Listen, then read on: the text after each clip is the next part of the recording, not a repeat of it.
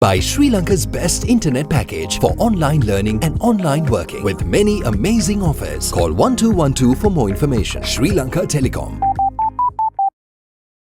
ලෙන්ගතුකම වැඩි කරගන්න ලව්ජු රුපියල් 50ට අඩු කළා. මාමේ එන්න අපිට එකක් බොමු.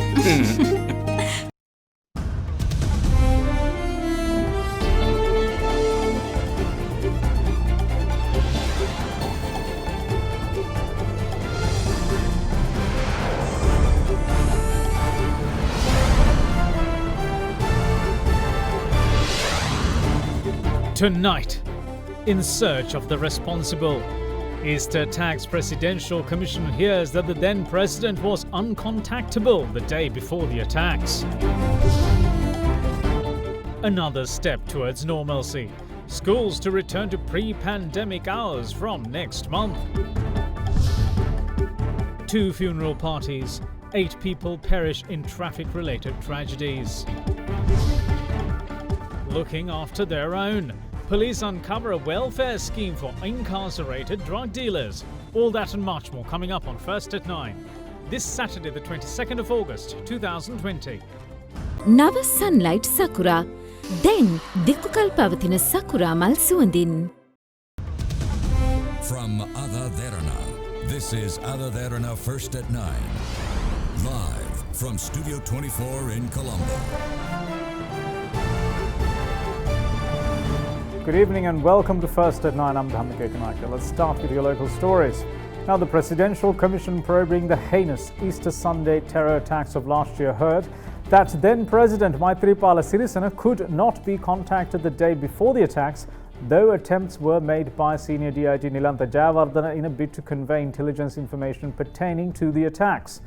Now, the former SIS chief also said that he was unaware of the president's departure from the island prior to the fateful day, and that neither the Prime Minister nor the State Minister of Defence were briefed in the president's absence, with the latter being overlooked due to lack of meaningful contributions made on such matters.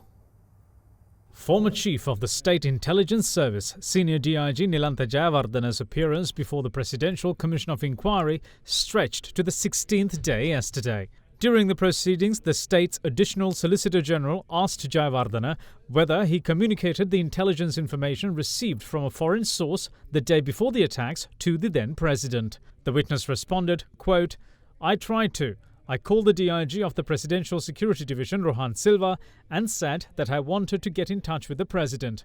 He replied saying that the president had gone on a private overseas tour.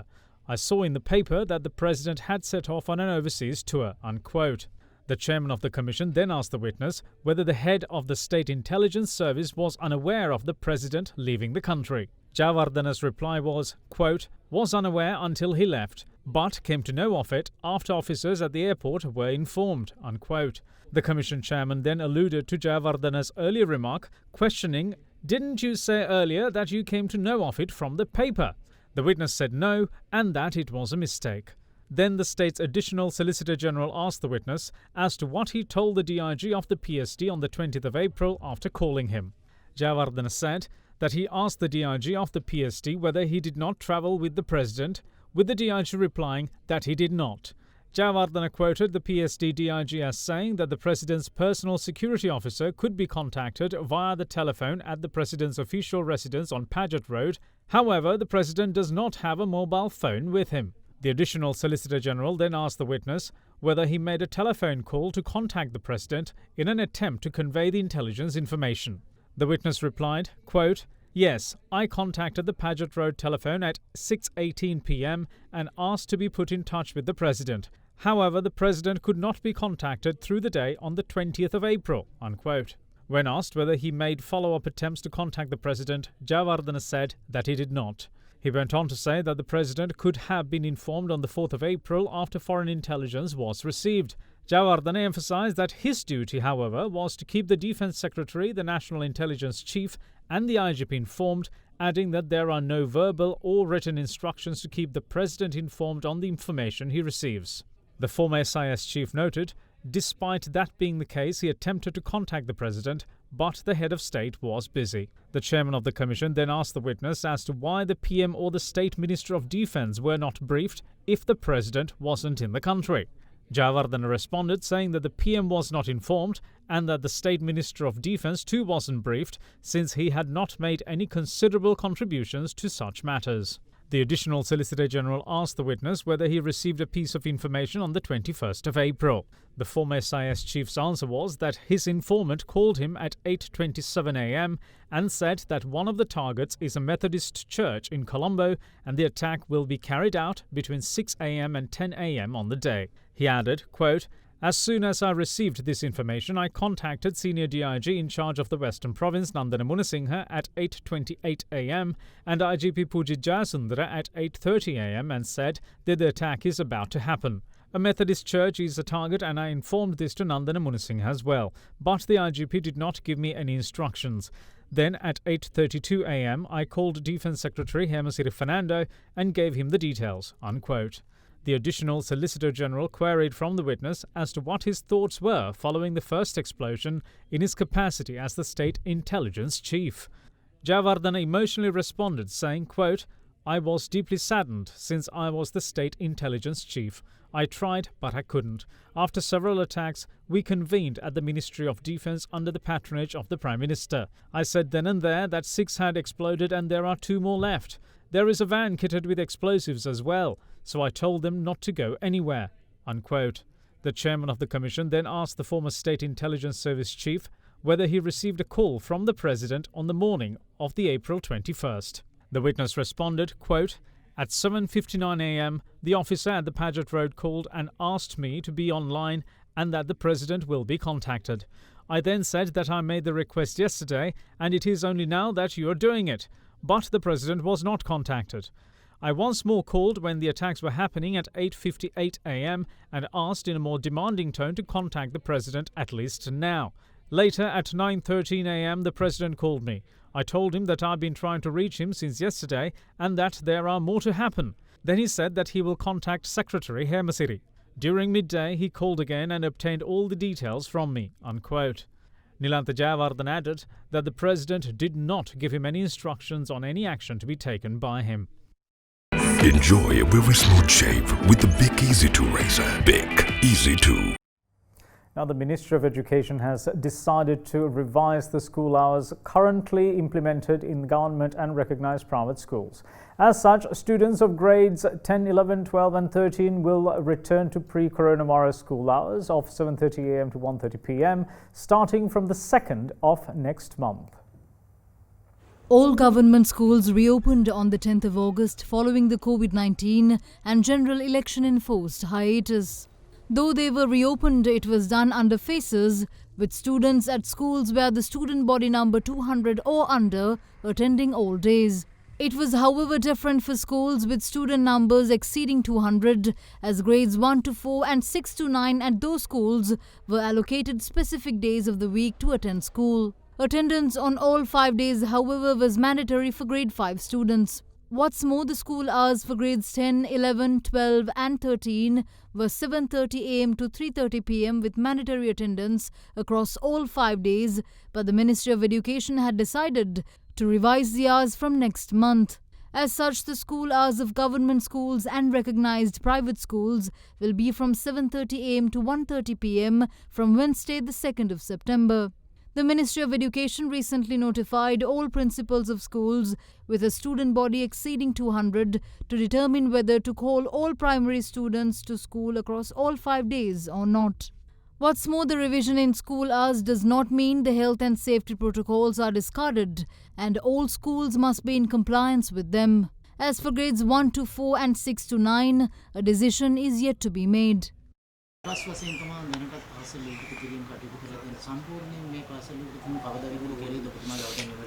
ඒ සම්බන්ධයෙන් තීරණ ගැනීමේ ප්‍රමුඛ වගකීම අයිති වන්නේ වෛද්‍ය ක්ෂේත්‍රයට. මේ රටේ ළමයින්ගේ සෞඛ්‍යය ආරක්ෂා කරමින් තමයි අපි පාසල් විවෘත කිරීමේ වැඩපිළිවෙල කරගෙන යන්නේ. අපි අත්නෝමතිකව ඉසුරුපායේ ඉඳන් ඒ තීරණ ගන්නේ නැහැ. ඒ වෛද්‍යවරුන්ගේ උපදෙස් වලට අනුගත වෙලා තමයි එවන් තීරණ ගැනීමට අපි නිරන්තරයෙන් අපකැප වෙලා සිටිනවා. විභාග කීපයක් ආපස්සට ගිහිල්ලා තියෙනවා. ඔව් ඒ අපි විභාග පුළුවන් තරම් ඉක්මනට පවත්වනවා. හැබැයි සියල්ලක්ම කරන්නේ දරුවන්ගේ සෞඛ්‍යයට යටත්. Now, in a very unfortunate turn of events, 8 people were killed in 2 separate incidents today. In one incident, a car collided with a truck, killing all 5 in the car, while a van fell down a precipice, killing 3 in the other. In both incidents, the victims had been returning home after attending a funeral service. A small car heading towards Kurunagala collided head-on with a truck transporting sand in the area of Valakumbura of Alauwa along the Colombo-Kurunagala main road.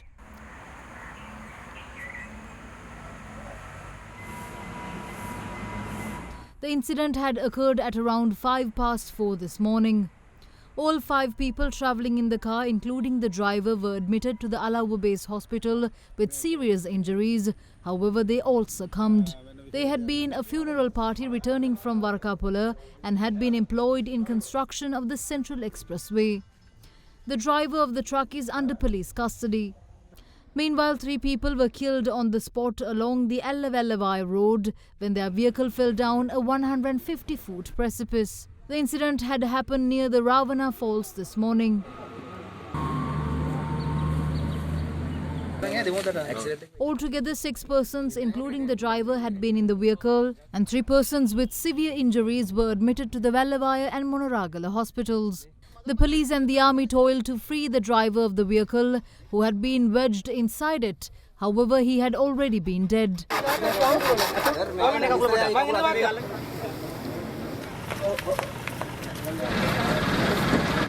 The people who met with the unfortunate incident are employees of the Ceylon Electricity Board in Badulla.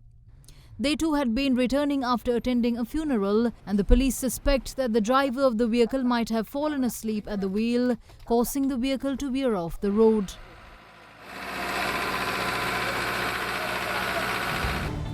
We will see you shortly after this break. Stay tuned.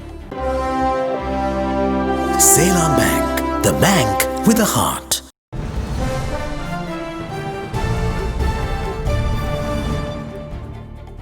Welcome back. You're watching First at 9.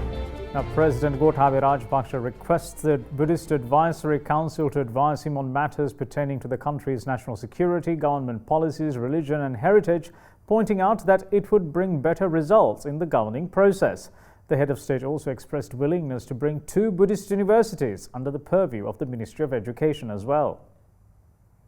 Presided over by President Gotabaya Rajapaksa, the 5th meeting of the Buddhist Advisory Council was held at the Presidential Secretariat yesterday. ලංකාවේ දහම් පාසල්වල 1,28,000ක් පමණ ගුරුවරු කිසිම ලාභයක් ප්‍රයෝජනයක් වේතනයක් නැතුව සේවාව සිද්ධ කරනවා. එහෙමනම් මේ දහම් පාසල් ටික රැක ගන්න නම් මේ ගුරුවරුන්ට තව තවත් දෙන්න පුළුවන් සහාය එයාට ලබා දීම ඉතාමත් වැදගත්. මම යෝජනා කරලා තියෙන්නේ අග්‍රහාර රක්ෂණයක් වගේ එකක්.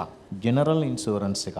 ඒක ලයිෆ් ඉන්ෂුරන්ස් එකක් නෙවෙයි. පැවිද්දේ ඉන්නා තාක් කාලයක් පුරාවට අසනීප වන්නා වූ ලොකු ස්වාමින් වහන්සේ අම්මා තාත්තා නිශ්චිත පිරිසක් සහෝදර සහෝදරියන් රක්ෂණය කරන්න කියලා රක්ෂණ සමාගමක් එක්ක සාකච්ඡා පවත්වපුවාම ඒ වගේම ඒ රක්ෂණයට වාරික ගෙවන්නේ කොහොමද කියලා මම යෝජනා කරලා තියෙනවා මගේ යෝජනාවෙහි වවුචර් පත් පිරිකරයක ආකෘතියකින් හදලා දායකයන්ට පූජා කරනකොට ඒ වවුචර් පත් පූජා කරන්න පුළුවන්.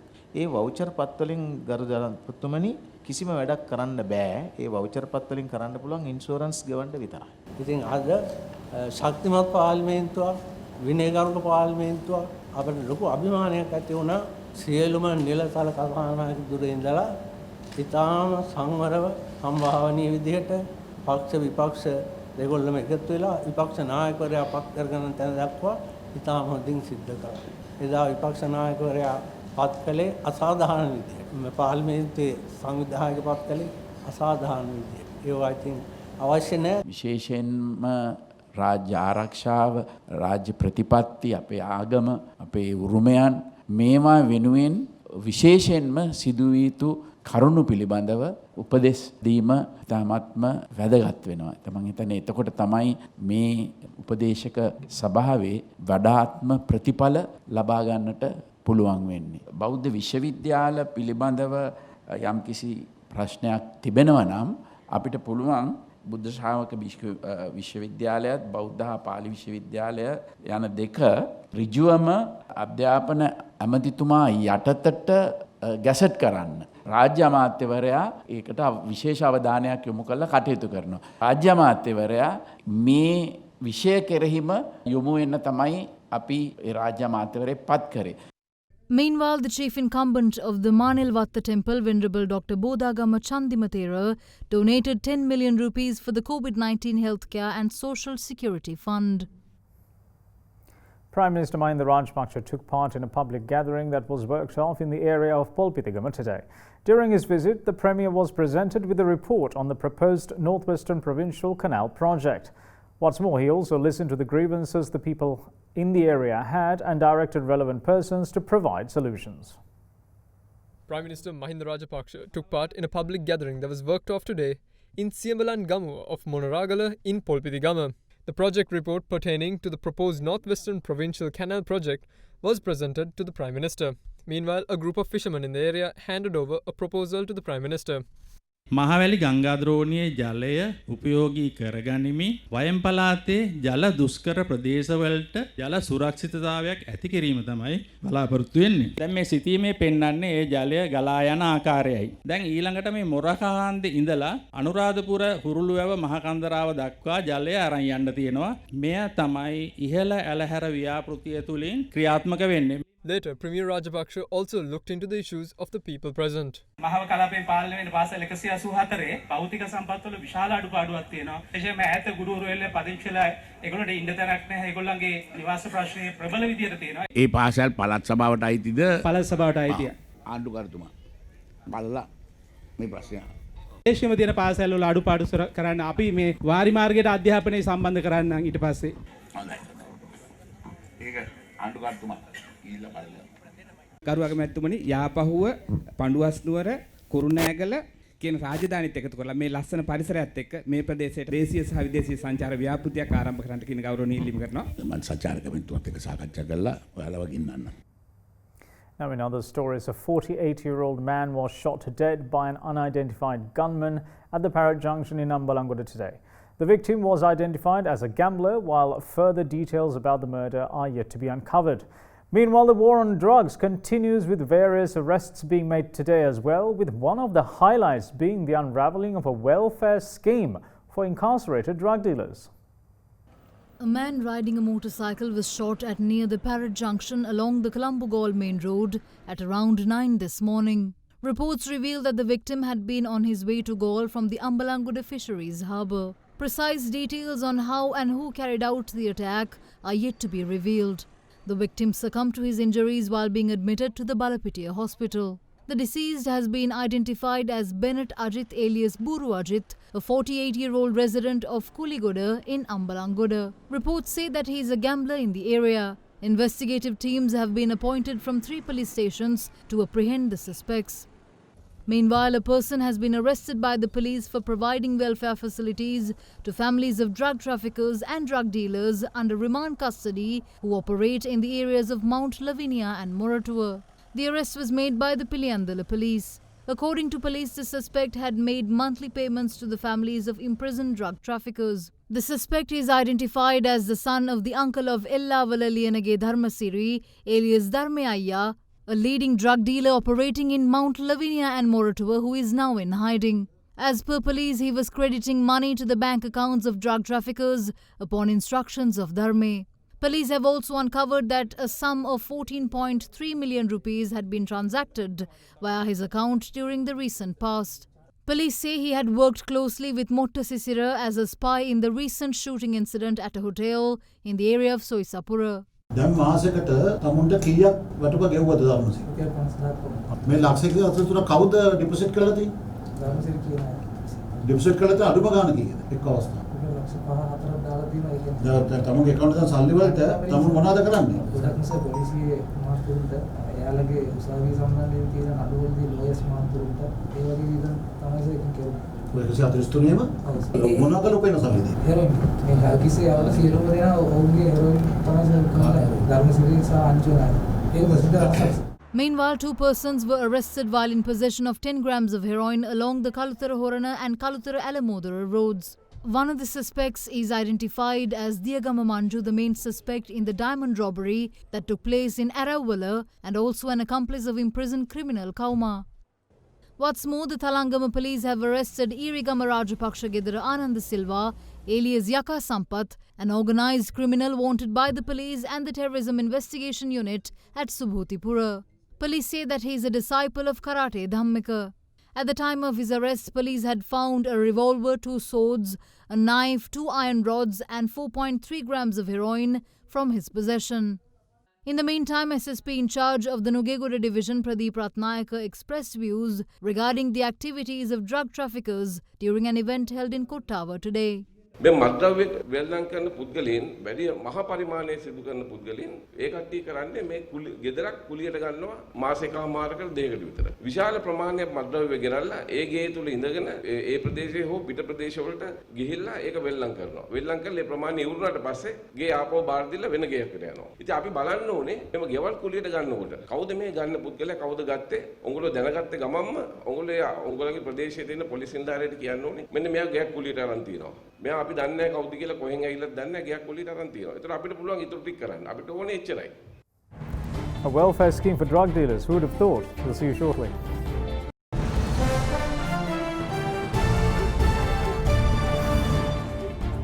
Welcome back. You're watching First at 9.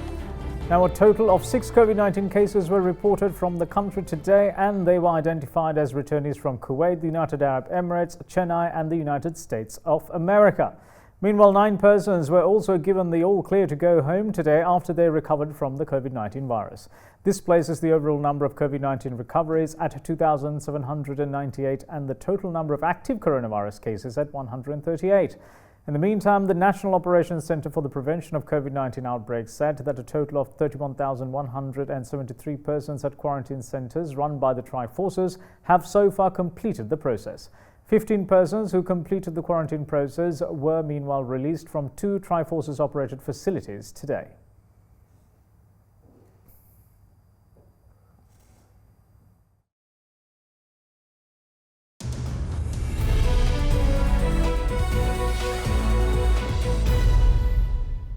Now, the S&P 500 and Nasdaq closed at record highs yesterday, with both lifted by Apple after data pointed to some pockets of strength in the US economy. According to IHS Markit surveys, US business activity snapped back to the highest since early 2019 in August, as companies in both manufacturing and services sectors saw a resurgence in new orders. Apple Incorporated rallied over 5% as its market value continued to swell. It boosted the S&P 500, Nasdaq more than any other company yesterday. The Dow Jones Industrial Average rose 0.69% to end at 27,930.33 points, while the S&P 500 gained 0.34% to 3,397.16. The Nasdaq Composite climbed 0.42% to 11,311.8. For the week, the Dow was near unchanged and the S&P 500 rose 0.7% and the Nasdaq added 2.7%. Now, oil prices lost about 1% yesterday as the economic recovery worldwide runs into tumbling blocks due to the renewed coronavirus lockdowns and on worries about rising crude supply. The Eurozone's economic recovery from the deepest downturn on record stalled this month as pent-up demand unleashed by the easing of lockdowns, in July dwindled. Brent crude futures settled at $44.35 a barrel, down 55 cents, while the US West Texas Intermediate crude futures settled at $42.34 a barrel, falling 86 cents. Brent fell about 1% for the week, while WTI saw a weekly rise of nearly 1%. Libya's national oil company said it could restart oil exports after the North African country's internationally recognized government in Tripoli announced a ceasefire, putting further pressure on oil prices. Those barrels would add to the output from OPEC+, which consists of the Organization of the Petroleum Exporting Countries and allies, including Russia.